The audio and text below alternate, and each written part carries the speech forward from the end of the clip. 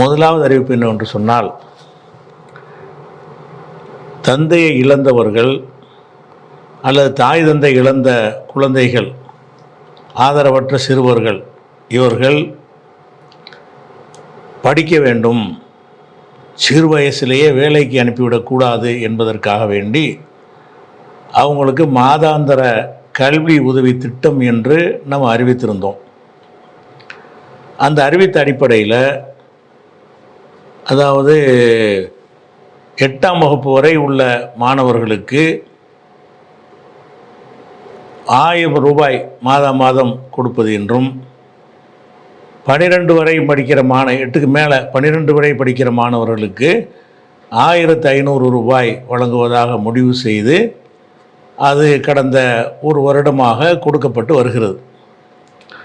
அதுபோக அந்த மாணவர்களுக்கு டியூஷன் போன்ற சிறப்பு வகுப்புகள் நடத்த அவசியம் இருந்தால் அதற்குரிய கட்டணங்களையும் நம்ம அவங்களுக்கு அளித்து வருகிறோம்.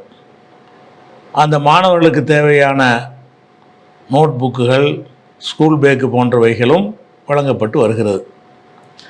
இந்த வகையில் 1000 ரூபாய் வரை பெறக்கூடிய மாணவர்கள் 23 பேரும், 1500 ரூபாய் பெறக்கூடிய மாணவர்கள் ஒரு 13 பேருமாக மாதம் 42,500 ரூபாய் அந்த சிறுவர்களுடைய காப்பாளர்களுக்கு அனுப்பப்பட்டு வருகிறது. அதுபோக அவங்க பள்ளிக்கூடத்தில் படிக்கிறாங்களா, மார்க்க கல்வியெலாம் கொடுக்குறாங்களா என்பதை சோதித்து நம்ம அறிந்து கொண்டு வருகிறோம்.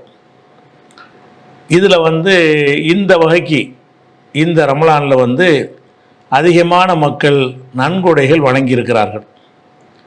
அந்த நன்கொடைகளை கொண்டு இன்னும் பல மாணவர்களுக்கு நம்ம அந்த உதவித்தொகையை விரிவாக்கலாம் என்று நினைத்திருக்கிறோம். அதற்காகத்தான் வழங்கியிருக்கிறார்கள். அதனால் ஏற்கனவே மனு அனுப்பியவர்களாக இருந்தாலும் புதிதாக, அதாவது அரசாங்க பள்ளிக்கூடத்தில் தான் அவங்க படிக்கணும், கண்டிஷன், ஆதரவற்றவர்களாக இருக்கணும், இந்த நிபந்தனைக்கு உட்பட்டு உங்களுடைய பிள்ளைகளுக்கு மாதாந்திர உதவித்தொகை பெற தகுதி உள்ளவர்கள் என்று நீங்கள் கருதினால் நீங்கள் தலைமையை தொடர்பு கொள்ளலாம். ஒரு நம்பர் சொல்கிறது, இது மாநில துணைத் தலைவர் கமருதீனுடைய நம்பரு 70 10 99 45 20 7010994520. இந்த நம்பருக்கு ஃபோன் மூலம் பேசி அவரிடமிருந்து நீங்கள் விண்ணப்ப படிவத்தை கேட்டால் அனுப்பி வைப்பார்.